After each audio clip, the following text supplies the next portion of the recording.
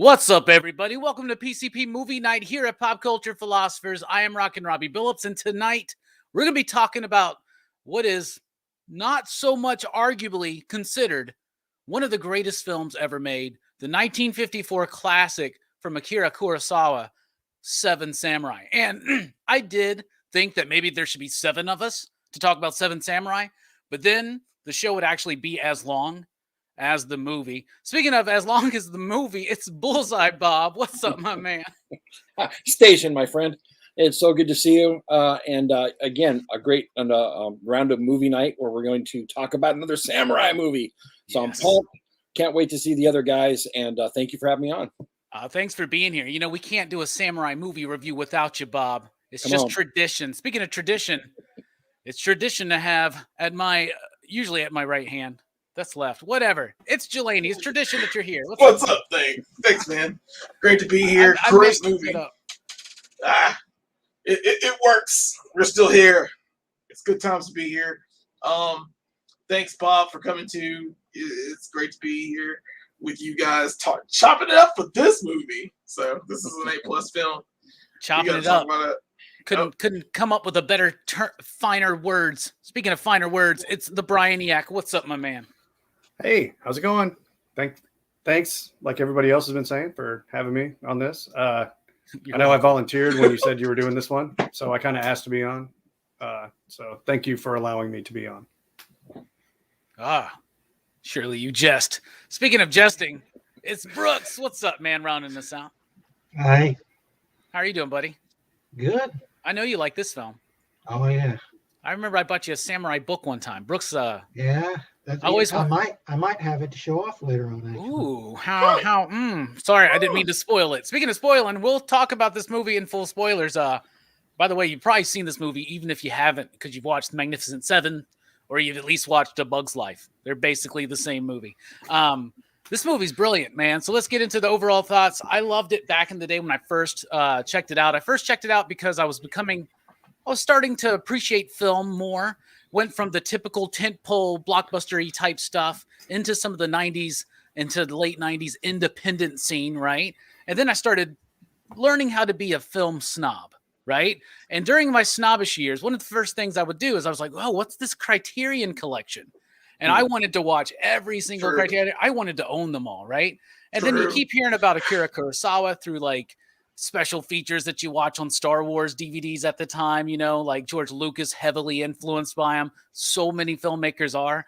And, this is one of those first ones. It's like the second Criterion DVD release and then Blu-ray. I got the Blu-ray right here. And I think they're working on a 4K of it right now. But love the movie. It's 3.5 hours long. But it doesn't feel like it. Like, it does feel like a long movie, but it's perfectly paced. It's like got a perfect tight 3-act structure. We'll get into all of that, but it blew me away the first time I watched it. And this was when, I was already a big fan of the Universal monster films. And so I already understood that like old films could feel fresh and vibrant, especially if you're watching it for the first time. Man, nothing. Casablanca, Citizen Kane, nothing I'd ever watched before was like this. This was an epic of a scope that I thought was not able to be done at the time in the 50s, right? It looks amazing. The storytelling, the characters, everything about it's so amazing. And it's 3.5 hours long. And it, like, even movies that are that long, like say Lord of the Rings and stuff, like you can tell that they feel like they're long. This one didn't feel long to me. Like I would keep like, and I'd have to pause to go to the bathroom or something. I'd pause it and I'd be like, intermission. Yeah, well, there is an intermission, but I would be like, holy cow, I'm already 1 hour and 20 minutes into the film. Like, you know what I'm saying? Like, you're not even realizing it. Bob, Seven Samurai, overall, what you think?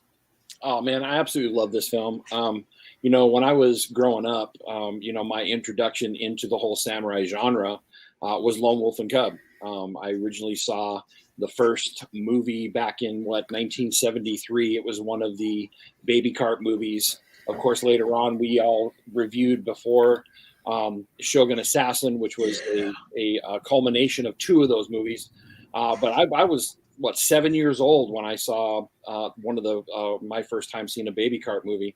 And I couldn't get enough of anything samurai after that. I mean, I had to have it, and there wasn't too much like being shown on TV, and so I'll never forget when videos started to come about, and I could go to the library and rent videos. I could get videos, and the first one I ever got from the library was The Seven Samurai.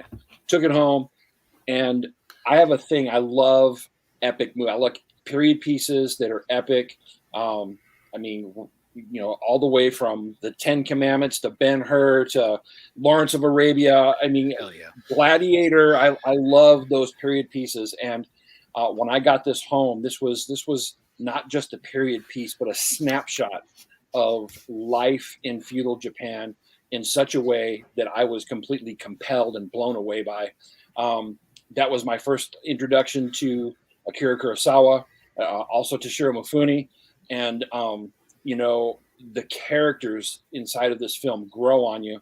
And I'm watching it, not even putting the correlation that I've already seen this before in The Magnificent Seven. You know, I didn't put two and two together at that time until I realized later on. And I was like, whoa, that movie was completely ripped off from here. But this is a movie that no matter how many times I see it, it never gets old.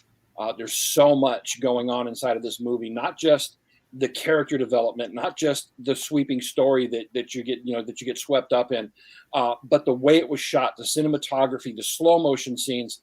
There were so many things that he did inside of this that filmmakers later on drew from and used and were inspired by.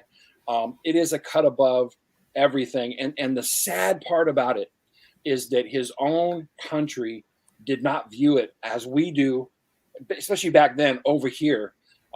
They were actually skeptical of the movie because Westerners liked it so much. And that was actually something that was a sore spot in Kurosawa's life, because I don't know if you guys know this, but in like 1971, he tried to commit suicide because his films were bombing over there, and he was almost considered a failure. And I mean, it's sad to think that happened. Of course, it didn't happen. He stayed alive and he did more films going on. But, you know, that was kind of a tragic thing for somebody who created something that was so absolutely wonderful and beautiful. I love this film. I didn't know that. Yeah. I love this film. I could talk about it for hours, and I'm happy to be here with you guys, man, because this one's an awesome one. Heck yeah, man. Thank you for sharing that, man. Renting VHS tapes at the library. I can relate to that. That's when I first started watching my Universal monster films, Dracula and Wolfman and Frankenstein and whatnot. Speaking of Frankenstein's monster, Jelani, tell me about your history and what you think of Seven Samurai. Well, I mean, this film is high art. Like I said before, it's something that transcends like everything. Like it has all the technical work, the acting, the fact that the man made storyboards for each scene and crafted each scene the way so meticulously. Like Akira Kurosawa is a genius, like a film genius, to create such vibrant colors and sound, and like the way he lights things is amazing. Like these are huts. They're in huts, like in the dark at night, and it's lit like it's daytime. It's gorgeous. The music is fantastic. It's engaging. The characters are warm and engaging. It's such a lived in movie. It feels like you get a slice of life from it. It reminds me of Friday if you put it in there, because it's a slice of life in that period of time. They're waiting on Debo and ready. Yep. It's just so special. Every time the band is coming, The squeaky wheel. Yeah. It's the same thing. He's gonna cry in the car. all the villagers have to put their gold chains and hide them. Yes. You got knocked the fuck out. So it's a great film. I love the best adaptation for me, and I love Magnificent Seven, but I love Samurai 7, the anime. The anime, yeah. That bad boy is great. It is, in fact, I'm watching it now. Like I'm into like the third episode. They find the drifter, the woodcutter. It's so cool. And I love the pacing of that as well. And I realize it comes from this film. Like so many ideas were taken from this film. And it feels like a slice of history that we're just watching. and appreciate it. Its documentary side. Yeah, rest in peace, TiVo. One love. That's how much I love this film. I love it. I've watched it this is probably my 6th time watching it. Yeah. Like in my lifetime. I will continue to watch it, but it's such a treat. It really is. Yeah, it is such a treat. So when they first came up with the idea, at first Kurosawa's idea was a day in the life of a samurai, right? So that's funny that you mentioned the whole Friday connection that I never even ever thought of, but now every time I watch this movie, I'm going to hear the squeaky wheel. But you know, I just messed myself up by the squeaky wheel bit. But so there was that, and then it didn't really work. And then they were going to do like 5 swordsmen in their greatest battles, and it was going to be like just 5 stories or something. I don't know, like something like that. That didn't work. And they kind of he developed all these characters. The way that Kurosawa like pays attention to story, like technically this movie is groundbreaking and innovative. They were using they were like doing multiple cameras. Yeah. Like for the first time, things like that. And some really dangerous kind of things happen when like they were like burning down that like fortress or whatever that the bandits are sleeping in. But you know, his attention to the story, to the characters is absolutely just fascinating to me. Speaking of fascination, Fascination Street is one of Brian's favorite jams. So Brian, why don't you tell us what you think about the film? I'm not sure I've heard that song, but anyway, yeah, it's, I mean, the simplest way is it's a masterpiece to describe it, because especially in light of when it was made. But I did go back and read some, I've got this book, Art and Films of Kurosawa. Here. It's pretty cool. But yeah, one of the things they were talking about was that a lot of the samurai movies at the time were were basically just battles. You know, they weren't telling a bigger story or anything like that. And it's kind of reminds me of like the one of the reasons why Don Quixote is considered so important is because all stories before that were just like basic chivalry tales, which sounded like what these, original, like most of what samurai movies are and most Westerns are, just kind of simple little, moral allegory things and everything like that. But he wanted to also make something with a much, deeper message. And I think he succeeded well, because there's like a lot of, while they're preparing for, the whole thing is almost like preparing for a battle, but lots of things happen all along the way there that aren't, necessarily battle preparation stuff, but like kind of, like highlighting the differences between farmers and samurai, and then the bandits too, there's, in really cool cinematic ways too, it's just like, there's, I don't know. I don't think you can watch this movie enough and get everything out of it, because it's just amazing. Because like there's one thing in that thing that it pointed out that I did note, after I thought about it, it made sense. But like there's always something in motion throughout this entire movie. There's no static shots. Even if it's a kind of a still shot on a person, that person's always moving. Yes. There's like, so, you talk about it being a 3.5 hour movie, but it's always moving. Yeah. There's always something like, grabbing your attention. Yeah, even in those slow moments, right? There's always some kind of movement with the camera or with the characters. It really helps the flow of that story, man. Yeah. And it's definitely one of my favorite Kurosawa movies too. I think the first one I saw was Ron in the late 80s. And then Dreams came out around that same time too, and watched that one. And then I was like, I need to see more movies by this guy.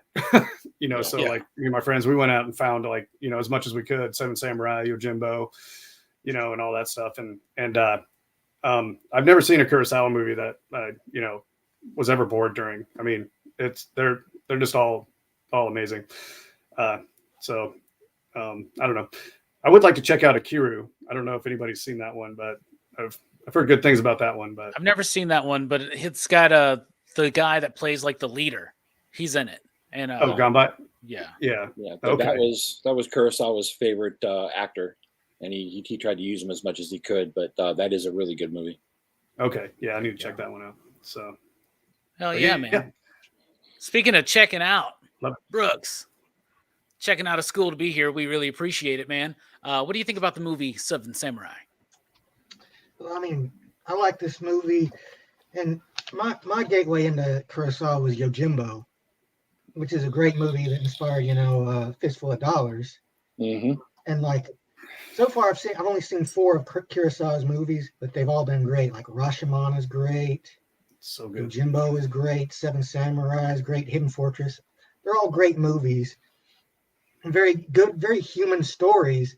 And I can kind of see why like people from Japan may not have liked this movie as much, because it does have some biting criticisms of like Japanese traditions, especially regarding like class and station and things like that. Station. And it has he has more of a humanist eye, He's more concerned about, the lives of the individual characters than, this idea of class and stuff like that. Yeah.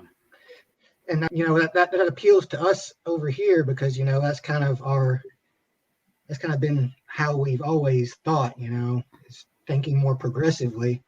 But I can see, like a country like Japan, like, traditions like that are hard to let go too. And a lot of people, take offense when you, criticize their precious, traditions and stuff. Yeah.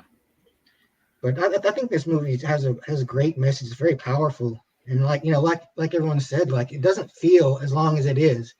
It's like this movie is so lean, like there's no fat on it, I know. The whole thing is just. I mean, honestly, if I had to, I would say like they could cut out the whole thing with the the little young buck samurai and Shino or whatever. You could. I'd cool, but that. I think that's kind of a necessary. Well, that's a story lot. Yeah, you have to have that. Yeah. What I was about to say it's was like the contrast between the leader guy, the old man, and the kid.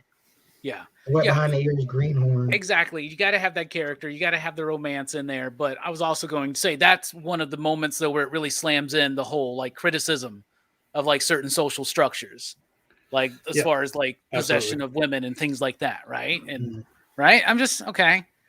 Yeah. Anyway, really great film, man. And another thing I think I get from him, he does have that humanist eye towards it, but you also get this disdain for people that just like are like pitiful. Like of their own, like they're just like, not that he has a kindness and a compassion for suffering, right? But not like really necessarily being like pitiful about it, right? Like you get that in a lot of his films to me, like the idea of people being very subservient and meekish and like not kind of like rising up and fighting. Like I think that's a big theme that he's doing in here. And because even that one guy that's all like, God, I can't remember. I don't remember any characters' names, man. It's really hard for me. But the dude that's like in, what's the dude's? Okay, never mind. We'll just continue on here. All right. The thing is, this movie is filled with amazing characters, right? And that's one of the things that makes it absolutely sing for me and makes it work and keeps it compelling. Of course, we can talk about all the tricks Kurosawa does with the camera, the cinematography, the movement, but without believable characters and great performers portraying those characters, it wouldn't work regardless, right? So who's your favorite character? One that you would love to highlight in this film? Bob? Talking to me? Yes, sir. So my favorite character, there's a lot of great characters in this. I mean, Toshiro Mifune playing, I can't never think of the guy's name. Kikuchiyo. I love that performance because it's so physical the whole time. He gets so physical in his portrayal of that character, and I mean, you just get endeared to him. But my favorite character of the whole movie is Kanbei, the leader. When he comes on the scene, and the first thing that he does is cuts his top knot to basically, make himself look like one of the low farmers or a monk, to go in there to go save the hostage that's in there. I mean, that speaks exactly of who that guy is, and that characteristic inside of him is portrayed throughout the whole movie, and sacrificing himself, doing the right thing, and then he's also regal in the way that he's humble, but he's also regal in the way that he does it. There's the scene in the middle of the battle where they start bringing allowing one person to come into the town at a time, and they start taking them out. And when he starts using that bow, he is spot on in using Kyudo in the way that it's supposed to be done, the way he brings the bow down and then shoots. That was such a beautiful scene, the way it was done. And so besides his portrayal, the accuracy of how it was historically at that moment always hits me so hard. But from beginning to end, even that very last scene, when you can see the look on his face as he's watching the peasants, and then he turns around and looks at the four of the fallen, his arc inside of this story just always hits home with me. And I think I probably identify with that character more than I do the others. And I just love him. I think his acting was great. I love him just about in everything I've ever seen him in. But that character just, it compels me every time. Yeah, he's by far. Such a bitter irony that, he's the most selfless out of all of them, but he's always the one left alive at the end of the battle. To see it, right? He's the general. He's my favorite character as well, Bob. And the performance is great. The little touches, like when he always touches his head in moments of like humor and also moments of like deep stuff, like, oh man, what are we going to do? Like when he's thinking, when he's contemplating, it's a nice little touch. He's got a way of emoting with not much, like he doesn't use a lot of his facial movements, but he emotes so much through it. You feel the pain. Like when old dude starts like basically coming at him when they find out that these farmers had like killed samurai before. And he's like, why do you think that they do this? Like people like you made them like this. And then like they go from like this like anger to this guilt, and you see it in his eyes, right? Yeah. He carries it, man. It's from the top notch. I would want you. What's amazing is the story is involving these farmers wanting him to come and help protect them, and these samurai wanting to follow him.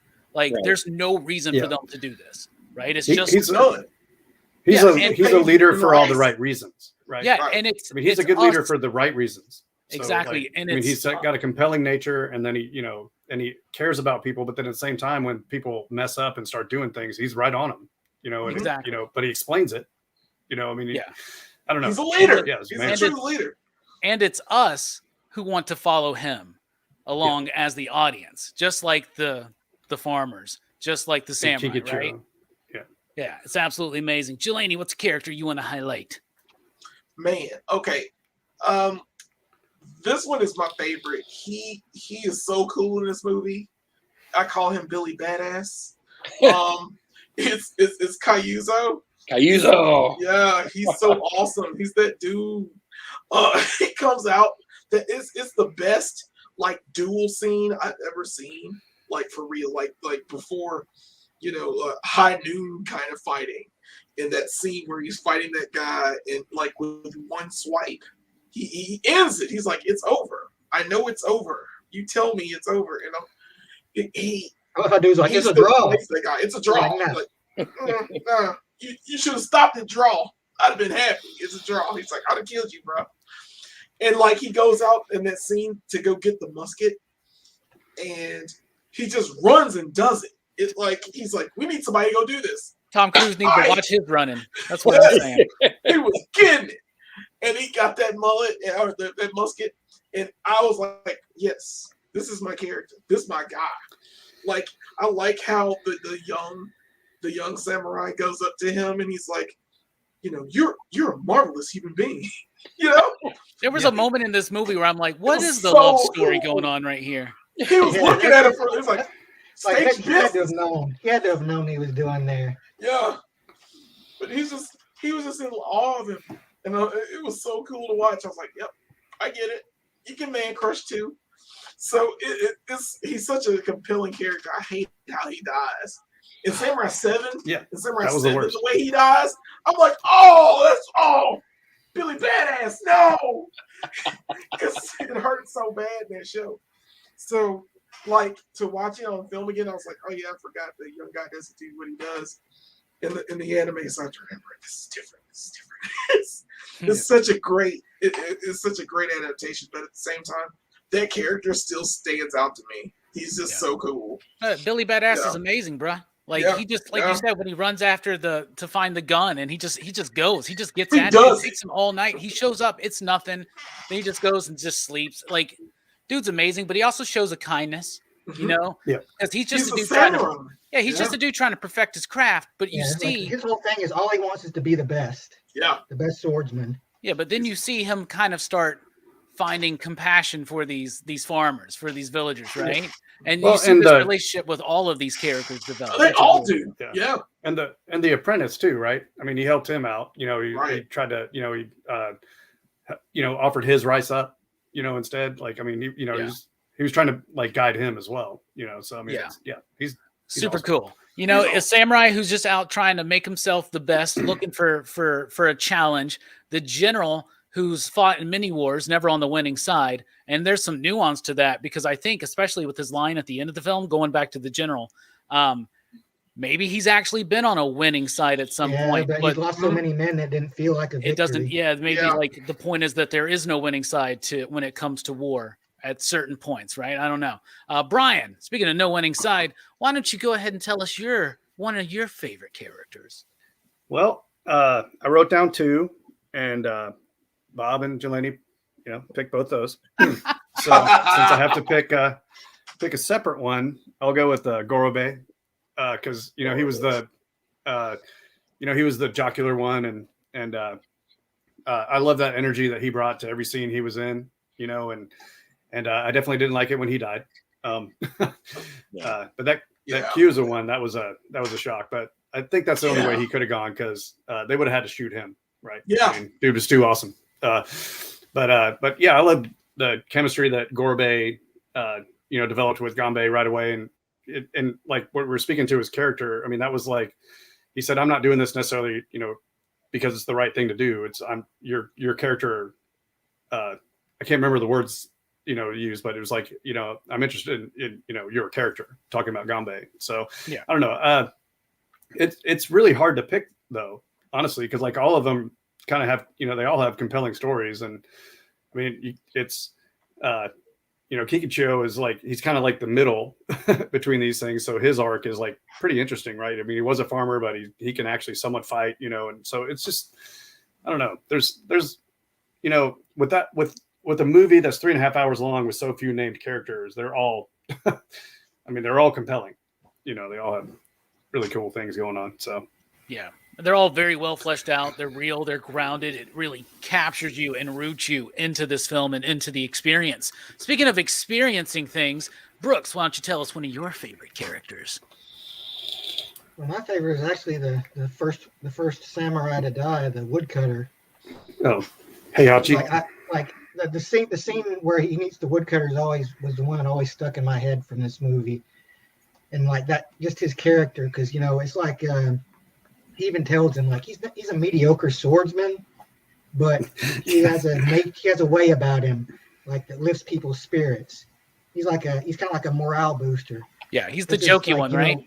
It's kind of like when he dies, that kind of like that is a serious blow to the group, because he was the one who was keeping them his spirits from feeling too miserable. And like I loved his chemistry with Kikuchiyo, like how he would constantly be ribbing him and like making fun of him, because Kikuchiyo is such a sensitive guy too, who always gets like worked up and mad over the slightest little thing. He was kind of the bridge to bring him into the group a little bit, Yeah. Mm-hmm. He named him, didn't he? Yeah. He did. Yeah. Yeah, I like that character a lot too. And when he dies, bro, I remember the first time I watched this movie being like, "What the fuck just happened?" Like I had no idea. I was like, "They're guns." What? I was so confused, man, with what time period we were in. I was like, "They got guns." I was like, "What's going on, man?" Like old school guns, but muskets. All right, well, man, you guys picked all the ones, like pretty much all the ones I was going to think of, because I'm surprised that nobody's really wanted to go into what's it, Miyafune, right? Mifune. Yeah, Toshiro Mifune. Yeah, just okay. I call him old boy, right? Like that dude is awesome in this movie, right? And researching a little bit about this film, turns out, like, first of all, you know him from a lot of other. I've seen him in other films, and they were all Kurosawa, because he's in Yojimbo, right? He is Yojimbo. Yes, yeah. So, like, iconic as far to me, like just as an actor watching it again, but he apparently was like the best fighter but he had to play down the idea that he was the best fighter, and everybody else had to like kind of learn real quick to do some things. But dude, he's amazing. The way he carries himself too. He is that bridge between. He's the bridge between the villagers and the samurai, and he's the bridge between the movie and us, the audience. Like he's our POV. We're like following. He's like kind of the centerpiece of the movie, the most recognized character when you're done. Like that's the one that's most memorable, usually for the most part. He's responsible for a lot of humor. He's the Wolverine of the movie, in a way, right? Yeah. I mean, he's pretty much he Wolverine. makes fun of the guys and makes all the kids laugh. Exactly, and he's like very inspiring to people, and he has that relationship with the dude. That's what I was trying to get at the beginning. There's a dude who's like very pathetic looking. He's like with them when they're trying to find the samurai. Yeah, Yohei, and he winds up killing that dude. I love that moment where he's just like. And he's like, "You fool! What's wrong with you?" And but then when he dies, and it affects him so much, bro. And his whole arc, man, like how we find out about him, like through just a few The scenes. scene where he's holding the kid. The baby. Yeah. It's me. It's me. This is me. Yeah. I have never loved a performance so much in which I see 90 minutes of this dude's ass. Let me just tell you that, man. It was great too. No, I love him, man. Thanks for pointing that out. He has this like he's kind of like a dog. Like he's more like the animal, right? He's always scratching himself. He kneels down and he's kind of rough and all that. I love that character. Super cool, right? Yeah, the physicality that he portrayed was incredible. And his whole bit with the horse is like one of my favorite bits. Like when he's running towards the horse when they're charging towards the bandits. They go through the building and then you see the horse run out. Yeah, then the next bit when they're like racing towards the bandits and the horse gets away from him and he's like, I'm sorry, I apologize. He's like apologizing to the horse, running up to it. It's great stuff, right? All right, let's talk about the style and structure of the film because the pace is marvelous. For 3.5 hours, it doesn't feel like that. We've already said that, but it's because, like Brian said, everything's moving. Everything keeps it snappy. It is incredibly well shot. It is masterfully shot. On the technical level, for 1954, this was miles above what other people were doing. I think they planned to shoot this in like 30 or 60 days. It took a year. So by the time they were at the end of it, it was actually winter when they were filming like the battle scenes and they had to pump the rain in and all that kind of stuff, bro. Can you imagine that? Can you imagine wearing what old boy was wearing? Come on, man. Yeah, it was the most expensive movie at that time. It was the most expensive movie made in Japan too. Yeah. And it makes a lot of sense, right? I mean, they built a lot of sets. They burnt a lot of shit down. They could only do certain things once. So they set up the multiple camera technique, which crazy enough had never been thought of or never been implemented really before that. On a technical level, it's a masterpiece. The way it's cut together, the way that story is weaved though. Like I was looking up quotes from Kurosawa today. And one thing he said was that writers today, and whenever he was saying this, he goes, writers today just always want to get to the end. Like when they start writing a project, they're trying to rush to get to the end, get the paycheck, move to the next one. He goes, no, it's like climbing a mountain. You got to take your time and build it up subtly and like get into the characters slowly, get into the story, the context slowly. You as the writer, like that's the right approach. And from a story perspective, this is perfectly divided. You got 3 acts very clearly defined, right? The setup piece, finding the samurai. Then you got the training of the villagers and the connection with the bonds of the groups and all that stuff. And then you got the battle. And each one of those has their own 3-act structure, right? And they have their own A plots and B plots and C plots that thread throughout the whole damn thing. It's amazing. It was amazing. Like you have to have 12 episodes of a TV show to do what Kurosawa did in 3.5 hours, man. I love the style, the structure, the overall, everything about it is so tightly packed. It's beautiful. It's beautiful. It's the tightest 3.5 hour movie I've ever seen. Speaking of tight, what's up, Bullseye Bob? What you think about the style, structure of the film? Look, one of the things that you mentioned already is pacing. The pacing in this film is absolutely incredible. From the point where you get the perspective of the farmers, and then you move into the town as they look for the samurai, and the pace, even though the structure has changed, the pace, it has a cadence to it that just keeps flowing, and that happens throughout the whole movie. One of the things I think that really hit me the most, Jelani talked about it a little bit earlier, is the lighting. The lighting in this movie is such a cut above. You guys, I watch so much Asian cinema And one of the things that's always a sore spot for them, especially back then, was lighting, especially night scenes. There are so many movies where the night scenes are filmed and you can barely see anything. It's just horrible. And I'm so surprised that when this movie came out in '54, how many movies came after it that didn't learn from what he was doing. Because as Jelani was saying earlier, even inside of these dingy shacks, the lighting was impeccable, absolutely impeccable. You could tell it was night, but it's still lit inside of the shack. And when they didn't have lights, and they didn't see fire. You didn't really see a source, but it was lit in such a way where you're just like, wow, they're in the dark, and they should be in the dark, and they're not. It's beautiful. I'm sorry. And then the shots where they're in the daytime in the same building, and it's more shadowed inside of there, like it would be, because you got ambient light coming from the outside. Yeah. He captured that and solved that problem when a lot of cinema, even here in America, hadn't really even captured that very well. And so, you know, there's so many different things that were cut above. That so many different directors and cinematographers drew from this movie, not just the camera work, but the lighting, the overall structure on slow-mo shots and when to actually move in as people are talking to, like Robbie said earlier, that there's always a moving piece in every scene. I think that was Brian that said that. I think one of you said it. And, you know, these are things that are subtle, but they make the movie so much better. It makes it so absolutely incredible in you know, as an experience.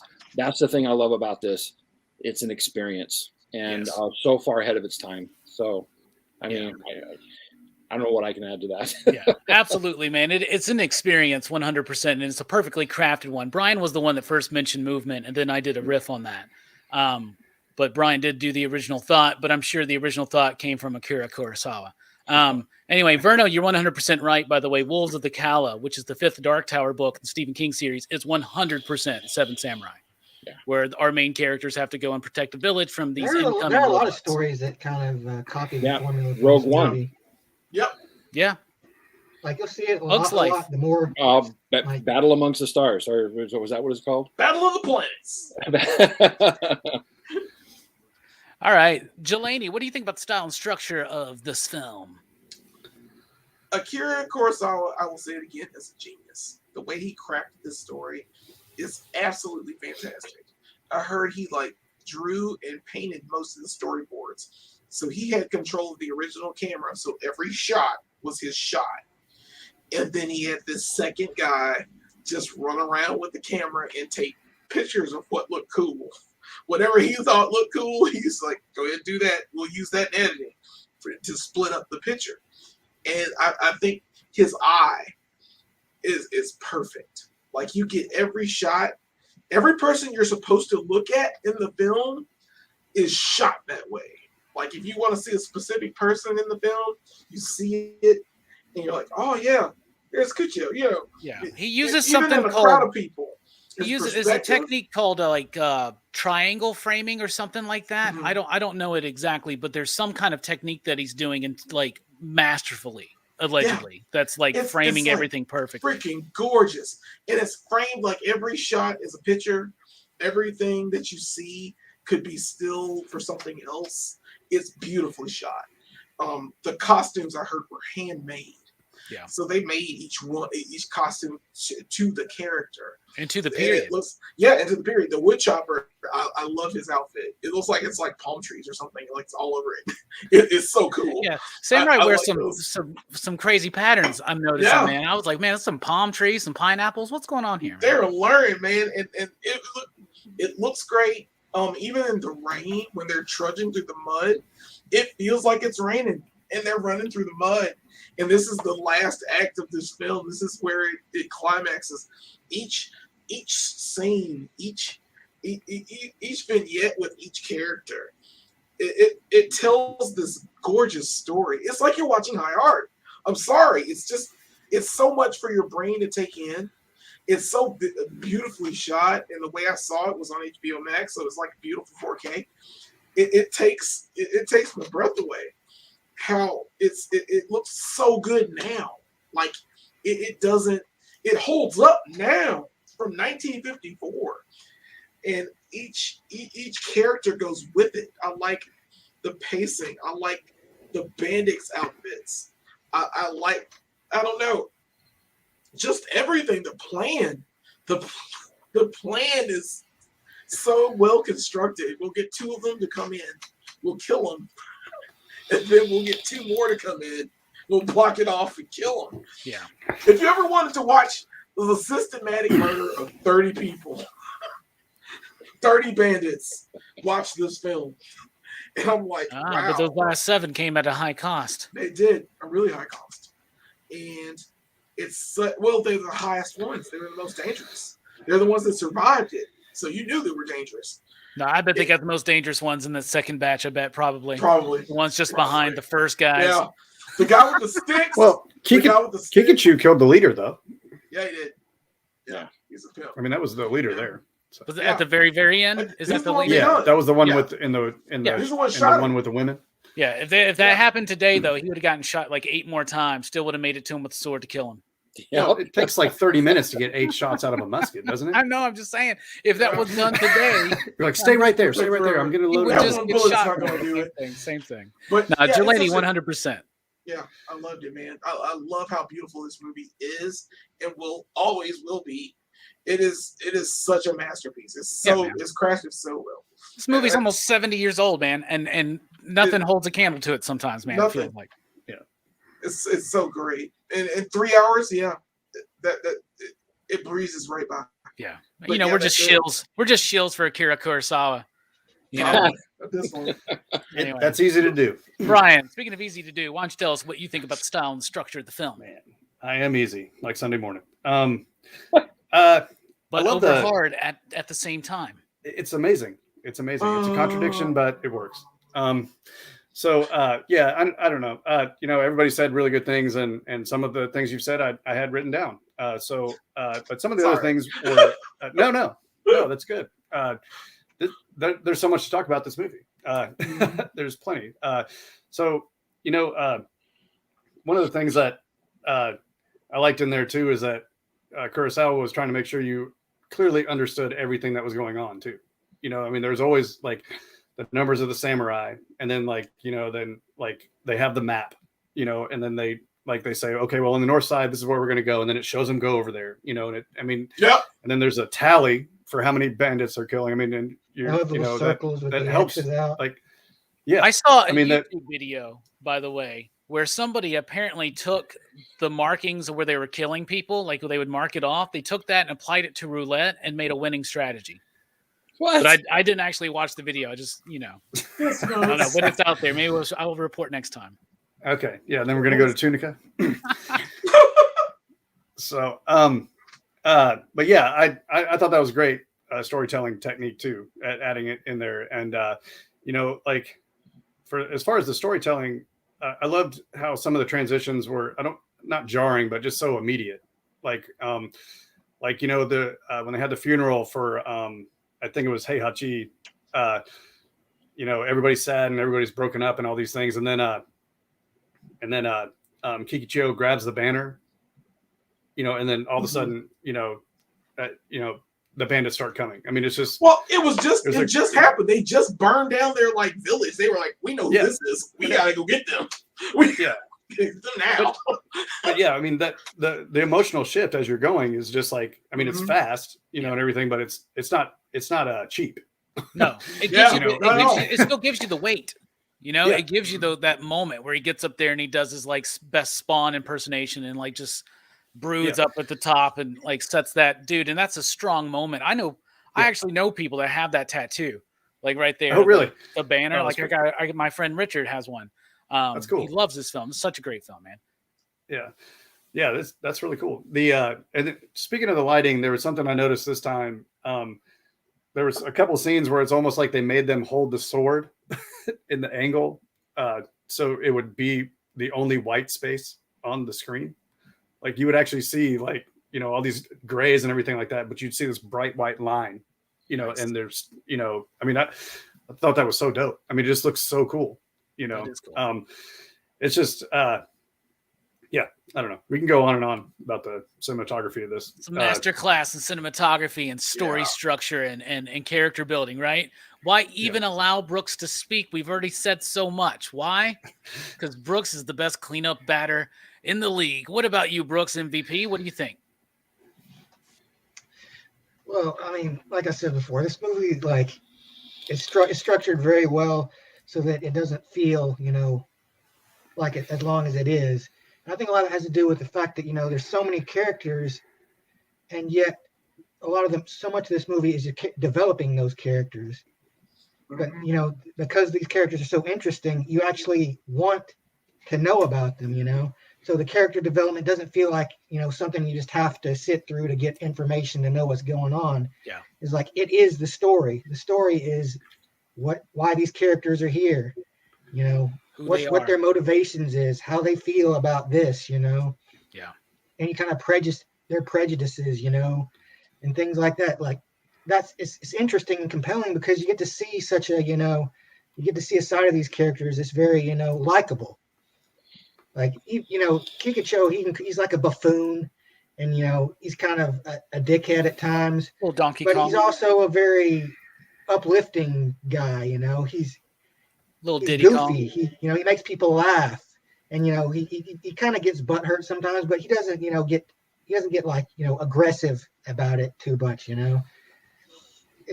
And, you know, that's what carries this movie is the characters, not just the seven either. Like, you know, there's the villagers, you know, you learn about them. They have a kind of a very duplicitous nature, and that they're you know, these victims, but at the same time, they're victimizing people too. Yeah. You know, they've hired these guys, but they're also hiding their daughters away.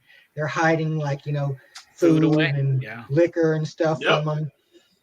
It's like, you know, on the eve of the final battle, you know, the call comes out. They're bringing out the sake, and they're bringing out the, you know, the rice, and then like oh, so they were hiding all this all the time. Yeah, old boy was right, and he can throw down on some sake, man.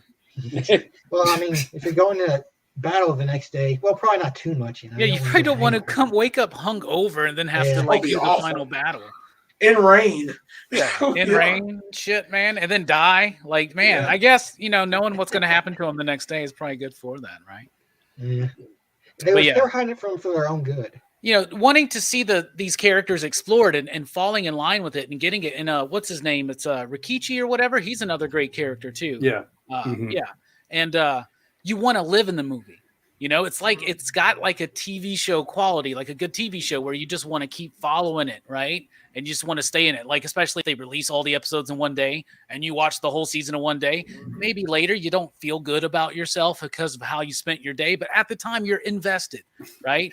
And so that's what it does. It does like what a whole season of a TV show should do in like a nice tight 3.5 hour movie, in my opinion. Style structure. I just want to state I have no shame when I get to the end of the day. I feel really good about myself when I spent the whole day doing that. Just want to throw that out there. I know. I mean, me too. I watched it twice. You know, as much as I enjoyed the 4-hour Snyder cut, that felt long. You know, this one didn't feel as long, like at all. It doesn't. So, but the music in the film, y'all, I love it. So the music is done by Fumio Hayazaka. Okay. First of all, you got that samurai theme, which always reminds me of that horn bit in that Outcast song. Dun dun dun dun dun dun dun dun dun dun dun. Now, but it's kind of so like, did they pull that? Like, did they try to anyway? So that bit is cool, and that's like recognizable. But man, there's a lot of cool music in here. But what I love the most is when the music starts getting somber, when it's starting to get serious in tone, and you got that like, oh, it's the way they did like black and white, like Jesus films. You know what I'm saying? Where it kind of like felt very spiritual, but kind of like scary at the same time, where you're like, Jesus, like how scary, like if that music starts playing, you're like, oh, this is kind of scary, right? Because I think it's because they start utilizing that in things like The Omen and The Exorcist, you know, but it's got this kind of creepy quality, the somber, melancholy tone, and then it gets light when it needs to. It does that bold march type thing when it needs to. I love the music. I think it's masterful. What about you, Bob?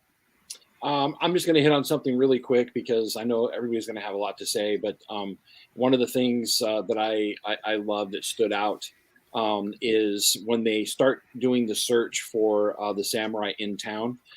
There's this beat that starts to happen. Like you'll have a thing that happens, and then it'll show the next day, and there's this kind of march song that shows the life of the town, where it's all do do do do do do, and it's like back to business. We're looking for the samurai. We're watching all the people in the town, but it also gives life to the town at the same time. Yeah. And I don't know why, but every time that happens, there's an emotional reaction that I have to it, and I just absolutely love it. So nice. It always stands out to me.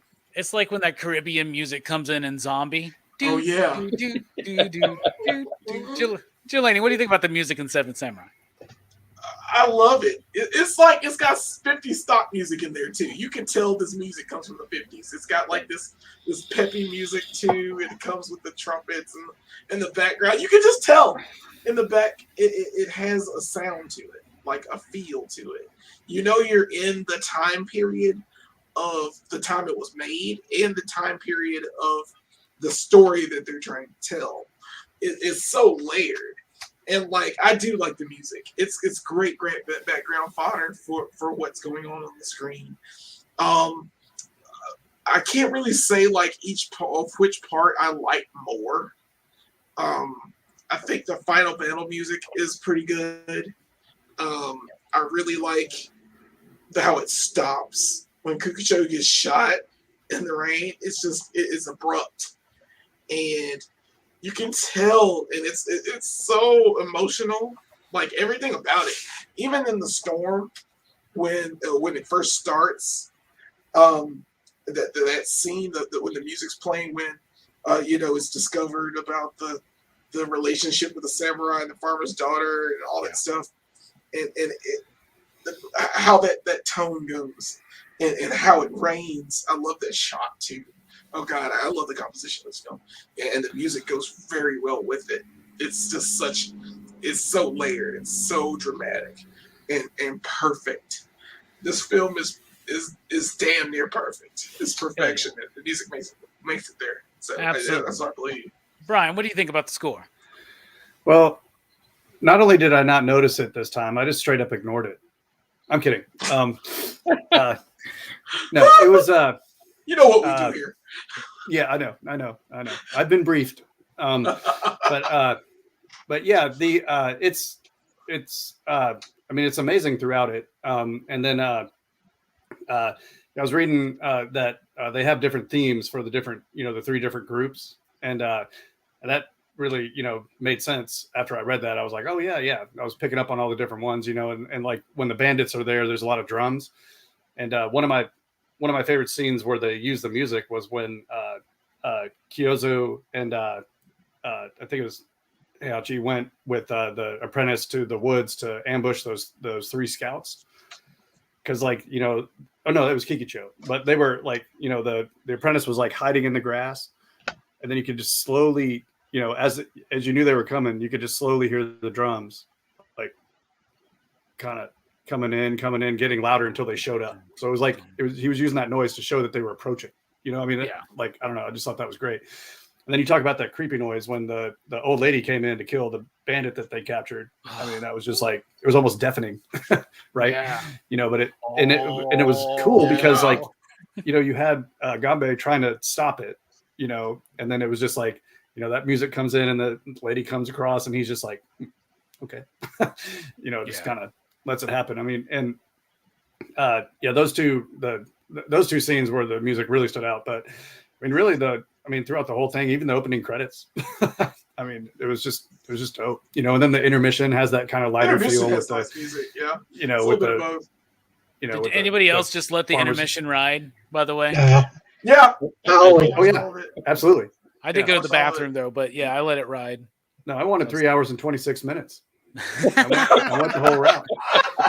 Exactly. You want your money's worth. Speaking of your money's worth, Brooks, what do you think about the music?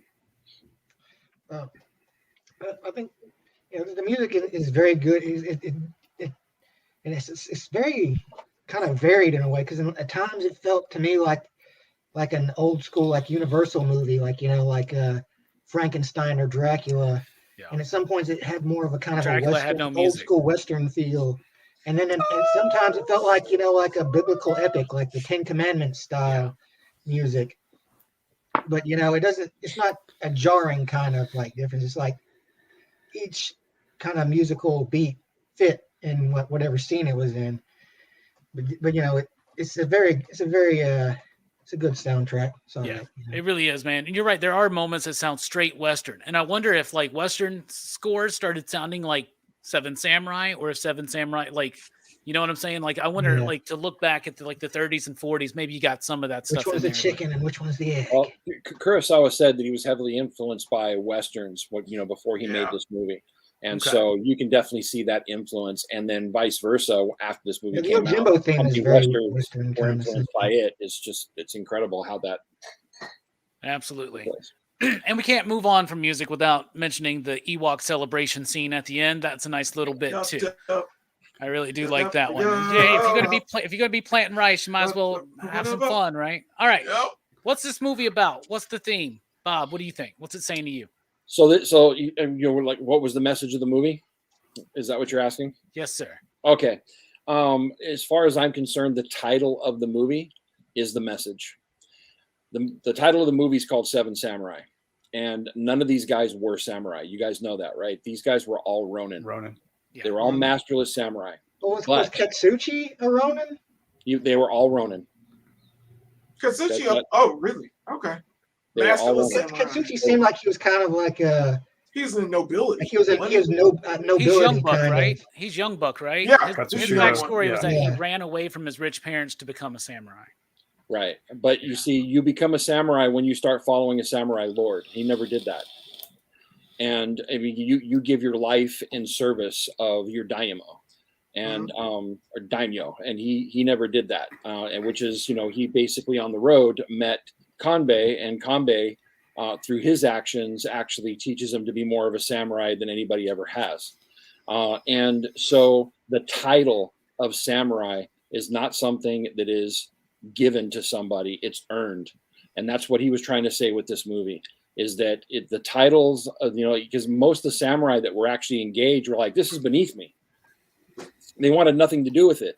But yet these seven Ronin the six Ronin following Kanbei did more for these people selflessly, which if you read Miyamoto Musashi's Book of the Five Rings, or Hagakure, which is the code of the samurai, these guys acted more in line with the code than the actual samurai of this movie did.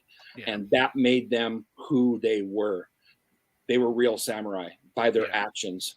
And that right there is one of those things that's also a slight towards tradition there, which we were talked about earlier. That was part of his message, because the Bushido way is one of those things that has always held Japan back. And the mentality of it is something that if they would let it go, they would progress so much further than even that they are now. There's so many people in our society wish they would let go of that part of their tradition, but you have so many purists that won't do it. It's always hindered them. And all the way back then, he was making the allegory that, look, the Bushido way, it's good in its concept, but when you take it to the point to where people are assuming it instead of earning it, then it means nothing. And so those guys earned the title of samurai, which is the title of the movie. Which I love that. Well said, man. Faith without works is meaningless, basically. Absolutely. Right? And I love that. And that's Old Boy's story. Like that's cemented in here. Is like he's the most obvious, where he's like, oh, he's not. He's just trying to be something that he's not. But he finds that calling. He does what's right, and they all do that. They all have their journey, right? And you're right, because the dude even tells him at the very beginning, it's like, you understand, I'm a Ronin, right? Yeah, and you're right. If they were actual samurai, they would have a master. And we're also like at the end of the Civil War period, right? They kind of like decimated a lot of stuff and things like that, right? Something like that. So that's a lot of lords died too, right? Yeah, absolutely. Yeah. But well said, Bob. Well said, Jelani. What is this movie speaking to you? Wow, Bob is so very nailing. What it says to me is like honor and duty, and they do all of this. They aren't samurai. I mean, they aren't samurai until the end of this film. It makes a lot of sense that they would take this on because it's not for wealth, it's not for fame, it's not for anything other than rice, all the rice that they can eat. And it's Ooh-wee. such a noble cause, and I can't stand rice. I'd be like, nah, son, pass. So it's hard. It's gonna be a no for me, dog. So I mean, I feel like it was just honorable to take on such a task where you know you might die for absolutely nothing, and just do it for the kindness of your heart, and just go away. It's such a good Samaritan tale. I love the loyalty displayed in that one bit where the leader is telling that one dude who he's had a previous relationship with, or not, a relationship like that, but previous connections with, and he's like, hey, I'm gonna go. There's no pay, whatever. He's like, yeah, I'm there. I'm there. And he's like, this could be the one. Yep. And then he just kind of like smiles. He's like, all right, is it? Wasn't for them, but anyway. Yeah, they didn't die. It made sense, and then like everyone who did die though died honorably, died dutifully in the service of these villagers, these very dubious, villagers. Little shits. That needed, little shits. Yeah, they are. And all of them. And like, but it's warranted in the time that they live in. They adapted to what they needed to live for, and they knew what they had to do. So normally, if I had a whole bunch of bandits trying to come and kill me, I'm not gonna keep making rice for them. I'm gonna move. Be like, these people trying to imagine kill if me. like in these modern times, like gangs could just ride through and like just steal all your shit. Yeah. And take It all still your food and then happens. just go. Yeah, it It does. still happens around the world, man. Yeah, Yeah. it still happens. It's crazy. It does. It's the thing is, Rambo had a movie where he like mowed down a whole bunch of people for that. So, That's true. Rambo was awesome. Rambo was awesome. What the fuck, mate? What the, mate? What I was waiting. you get for trespassing the fucking Bama? But it's All right. like, it's that thing. That's Nicely what I get out of said. it. Nicely said. What about you, Brian? What's the movie saying to you? Okay, I'm going to quote from season 2 of Ted Lasso. You should still do the right thing even if you lose. Because that kind of was summed up from the end scene of the movie. When they're, the three that are there, they're looking at the farmers, and then like, Shino's kind of rejects the apprentice guy, and then Kanbei says about how, they win, we lost, I mean, it's, I thought that was, definitely one of the most powerful scenes of the movie was the end, which, For sure. that's, that doesn't always happen. But I also, I think it was one of the, I don't know if it's a theme, but one of the things you kind of pull from it is that life isn't always, life isn't very clean. I mean, these, It's not black and white. that's one of the pieces I thought was the centerpiece of the movie was the armor part. And I know we talked about it before, but where the samurai are all, mad about the armor because they know where it came from, and then, so, nobody's like really, completely clean and good, out of all these things. And that's just kind of the way life is. Right. And, and I think it also speaks to, that, like, cause like when he says that we lost, but, they did the right thing. And, so it also kind of spoke to me that, these things are about the actions you take and how you do them. Right. I mean, like that's, it's not always the end result that you're looking for. It's the, how you got there, how you, and then what do you do next? It's not the journey, I mean, it's the destination. Yeah. So yeah. That's always good. Yeah. But yeah, that's kind of what I pulled from it. Nicely put, man. Nicely put. Thanks. What about you, Brooks?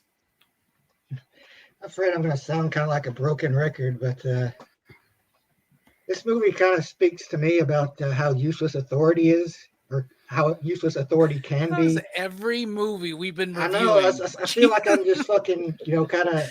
But I mean, it is the thing about this Brooks, are you movie okay? that spoke to me, because like there's this scene in the beginning where they find out the bandits are coming, and the dude's like, "We should get the magistrate," and then the other guy's like, "He's not gonna do shit. He'll just come by like after it's all done, and he'll just like look it over." And and also they mention that they're being taxed to death too. So basically, they're paying taxes for nothing. It's like they're giving protection. like a part of their labor and their work to these authorities and are getting like no protection in return. And I think it also it speaks to like, the power of community. Like, if the authorities don't protect us, we have to protect each other. And, getting the samurai is like, was a vital part of that. But the even more vital part was them, accepting the training and, becoming part of the fighting force that, was being put together and, protecting their own stuff and learning, that they have to sacrifice too. Like when they have to burn the bridge and like a few of them who lived across the bridge are like, oh, we're going to go defend our homes. And then like, old dude is like, nah, you go back over here. Like, Right, you either work together as a community or, we'll just have to, take care of you right here. And in the end, their community, like them coming together, they managed to defeat this like force of like, more skilled fighters that are used to just, rolling through villages and just taking whatever without any kind of resistance. And I think it's, it says like, I think about like, do we really need this kind of authority if we had that kind of, community spirit? If people actually, looked out for each other, would we even need like this kind of useless bureaucracy that is nothing but fucking, talk and empty platitudes and stuff? I know I sound like a bitter old man, but I mean, that's just... Get off my yard! Brooks has been on a roll. Story. Brooks has been on a roll lately, man. Like, Brooks is still dealing with that teenage angst. Have you been listening to a lot of Black Flag lately by any chance, man? You mean like the bug spray? I dig what you're saying, though. To me, this movie is about in this movie, the morality is not binary, and that's the point. It's kind of what Brian kind of said, but it's the nuance of that human condition and the way we are, and the nuance of actions even and results, like the end of the film, like you were saying, Brian, when the leader says the villagers won, like the farmers won. They're celebrating. They're good. They won. The bandits are defeated. We didn't win. 4 of us are gone. 3 of us are here. And I still have not ever won, like been on the winning side of a war. Right. And so then that divides it all up. Right. So that shows like the nuance of a result. Right. But then that divides it up because you get your farmers, your bandits, you got your samurai, but each one of them thinks that in some way or another, they're better than the other, right? But it's repeatedly shown throughout this movie that that's not the case. Things look like one thing and then they're not, right? They're the other way. It's like a coin being flipped around, right? The farmers, they're these pitiful people being taken advantage of by the government, by these bandits, right? But they also killed samurai that were coming in, stole their stuff. They're lying about what they actually have to these samurai that are coming in to protect them.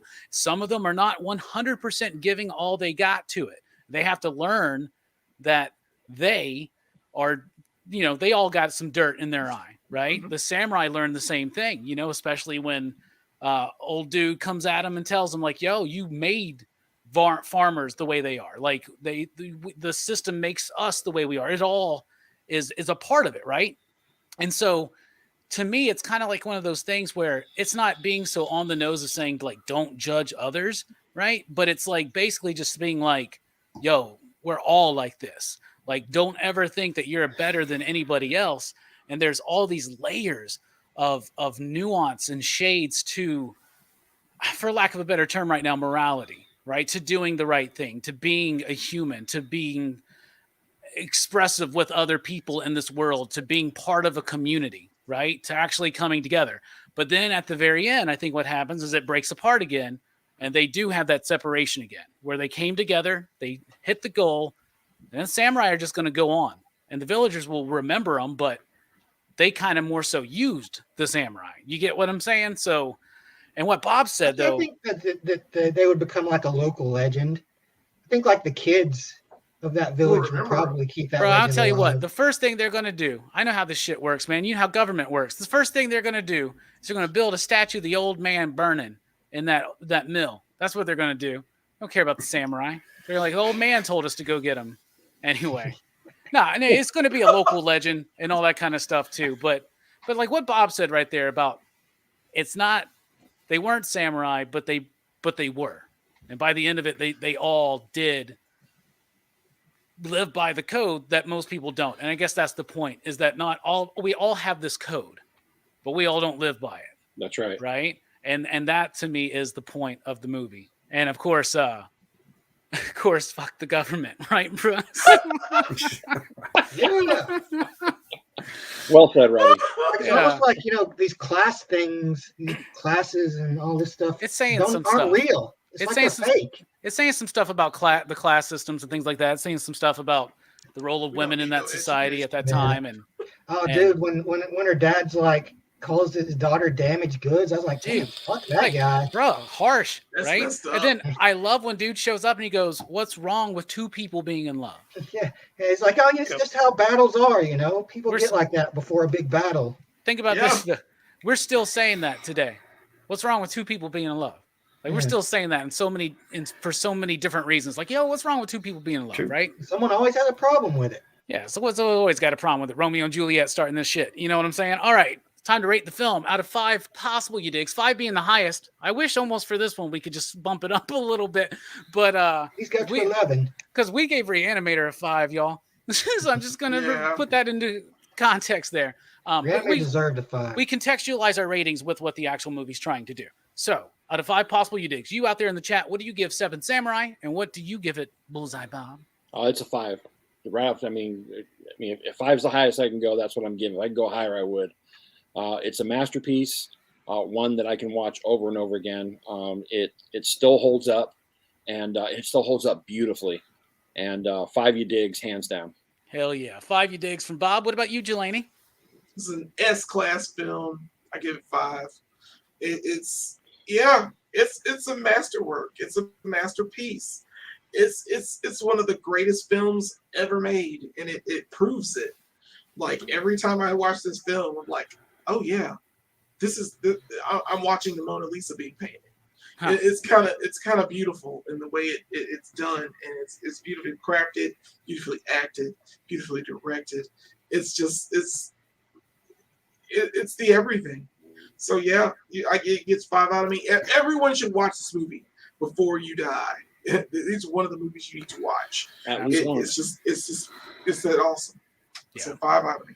Absolutely. What about you, Brian? Can you go 5.69? No. We'll allow this once. Okay. 5, easy. I mean, we've already said masterpiece a couple times. I mean, it speaks to how great this movie is that it's been remade in so many different genres and formats. I mean, right? I mean, that's obviously a sign that there's a whole lot there. And like we were talking about with the, with the themes and everything like that, it's one of the best action movies you'll watch, but most action movies you watch don't have this amount of depth. You're right. It is crazy. This is an action film, and that's something sometimes you forget because it's such this this classic movie, dramatic piece, long, but it's an action film as well. We should have saved this for Action Fest. Shit. Mm-hmm. Yeah. Close out Action Fest. 5 you digs across the board so far. Easy what about 5. You, Brooks? I got 5 on it. I got 5 on it. I mean, I can't even. I was thinking about bullshitting, saying like 3 or something. I mean, what's the point? Nobody's gonna believe that shit. Can you just be quiet for a second? Okay. Yeah, like we get it. It's just a 5. It just is. Yeah, just is a 5. I agree. 5 you digs. It's a damn perfectly crafted movie. I mean, we've said it all. It's 5 you digs, yo. 62 Lefty Blue says 5 you digs and 7 bows. Where's that bows? Bows, I think. This film reshaped cinema. Kirby says 5 you digs for life.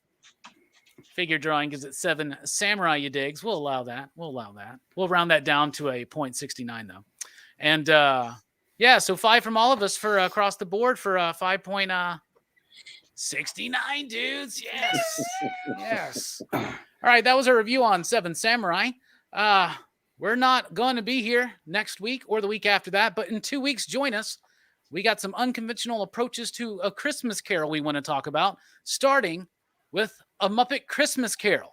So join us for that in 2 weeks' time. And then the week after that, we finish up PCP Movie Night for 2021 with a look at Scrooged, the Bill Murray classic. No Dylan's Horror Show tomorrow night. He forgot about his girlfriend's birthday party. So we're moving that to next week, but we will be talking about Motel Hell. Such a great film. Seven Samurai is a classic of the genre, and it's of so many genres. If you've never seen it, I highly encourage you to check it out. It's on HBO Max streaming right now. And of course, you can get the Criterion Collection. Awesome. Bob, Jelani, Brian, Brooks, and Robbie, thank you for being here. We're going to be right back after a quick intermission, because that's appropriate, right? Because we're talking about Seven Samurai. Anyway, we'll be right back for a little bit of PCP Back Chat.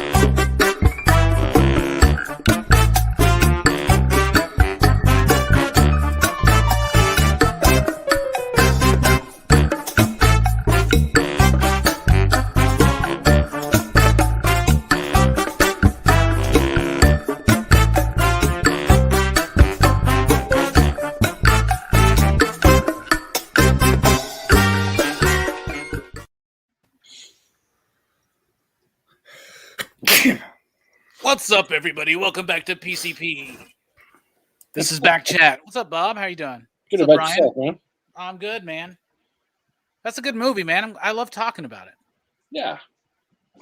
I mean, it's a classic. It ticks all the boxes for me. I love historical epics. It's a samurai movie, and Is I it your mean, favorite samurai movie? Because I know you're a big connoisseur. wow, I've never thought about what my favorite samurai movie is. I love so many of them, man. You I know, know.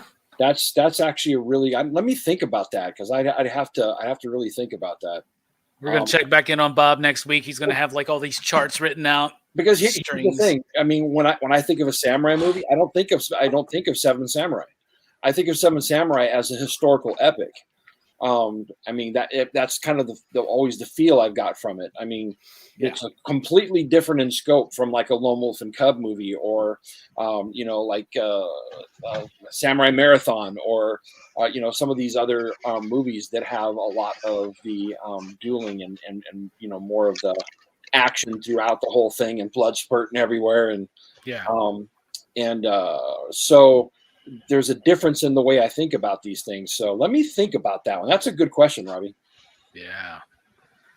Yeah, absolutely. If somebody was say like heard us talking tonight or has watched this film and wanted to watch more samurai films, what are some of the ones that you would shout out as being like the next ones to watch? Well, I mean, she's. I love Yojimbo. Yojimbo's an incredible movie. I love Toshiro Mifune. His acting is incredible. I love the TV series Shadow Warriors. Sonny Chiba was an incredible show. I mean, great samurai show. Some of my favorite stuff is Zatoichi. Zatoichi with Shintaro Katsu. That movie came out in 1962 and spawned 25 sequels. I have every single one of them. Every single one of them is a gem.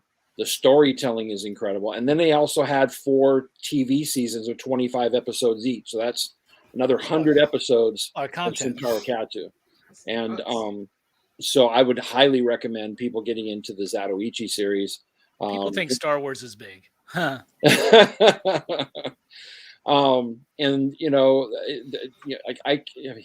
I can't think of a lot off the top of my head. You just put me on the spot, but definitely I could come up with a list of the definitely what I think would be the top 25 samurai movies for you to watch.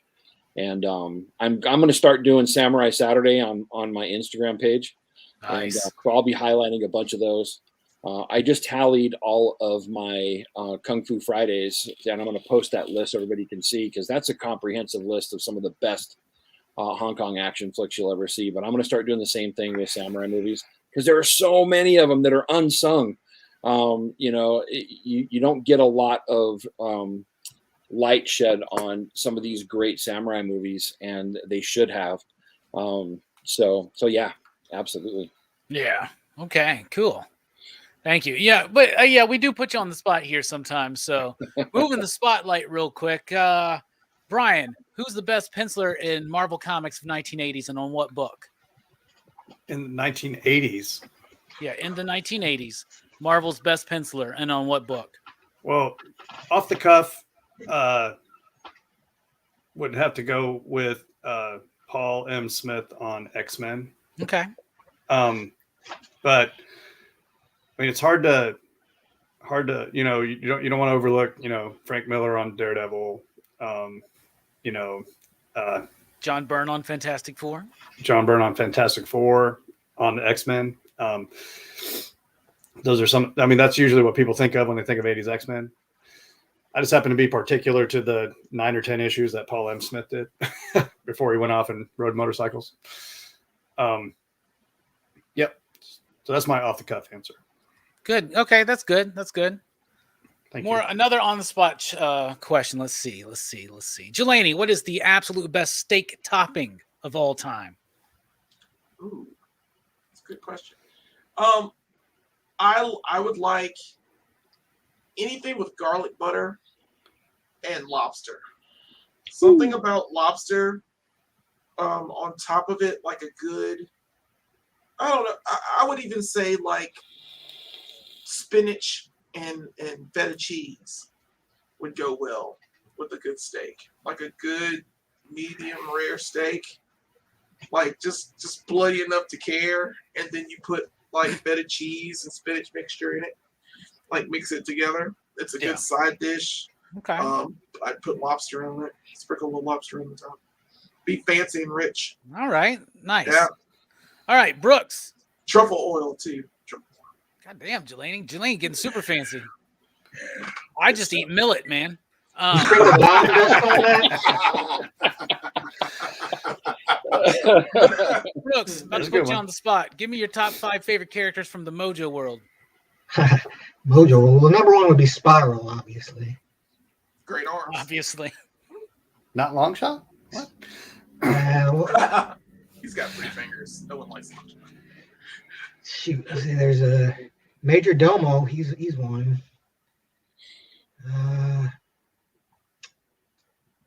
See, I thought this was a good question because I couldn't even name 5. I can't. That's what I was going to say. I couldn't name 5. There's Mojo himself. Yep, there you go. That's one of the 3 that I could think of. What about the X babies? Any one of the X babies? Longshot, of course. And I guess Dazzler wouldn't be considered a Mojoverse character per se. No. She was just kind of tied up in that for a while. Yeah. She left her some long shot. Is there a 5th one? Shatterstar? At least there was Gog and Magog too. I have to take your word for it, brother. Yeah, they were the ones. Is that where Shatterstar came from? That story where the X babies, Yeah, Dazzler and like in the Longshot. 90s. Yeah. They were sent to bring them back for execution. They were just like two big ass red dudes. Nah, see, when I was younger, I thought all the X-Baby shit was stupid as fuck. I love X babies, man. I know. I mean, I appreciate it for what it is now. Is Shatterstar from the Mojoverse? Yeah. Okay, there's one then. I know 4. Yeah. and Gog and Magog, apparently. So there you go. Nice little bit of on-the-spot questions, right? There you I go. did it. You did it. I'm proud of you. Yeah. You ask everyone else a comic question, and I got a state question. So I appreciate that. Thank you. I got to tell you, I post on Instagram my Kung Fu Friday, and people tune into that. But what I tune into is Jelani's post on Facebook about food. Man, the guy has my heart. Thank you, sir. Thank you. I do what I can, and I got some cook good- when I get it. Good food porn. It's not always all his. Yeah, not all of it. He won't always just openly say that it's not his. Most people in the comments will be like, "That looks delicious." That was delicious. He won't even be like, "Nah, man, I googled this shit. I just got a real good steak." Sometimes I tell people that all the time. Though they're like, "How did you do it? How did you do this?" And I'm like, "I didn't do that." I tell them. Like, But I'm there's just stuff grabbing I random. Are you the admin on like a steak group on Facebook? It seems like you would be one. A couple stickers. Actually, it's all good. They're all private. You can't go in. Okay. I'm kidding. I'll invite You know, I remember about a year ago or so, I used to talk about how I was air frying steaks and everybody used to make fun of me. Then Jelani got an air fryer and realized you can actually air fry a steak. be It's done. delicious. Yeah.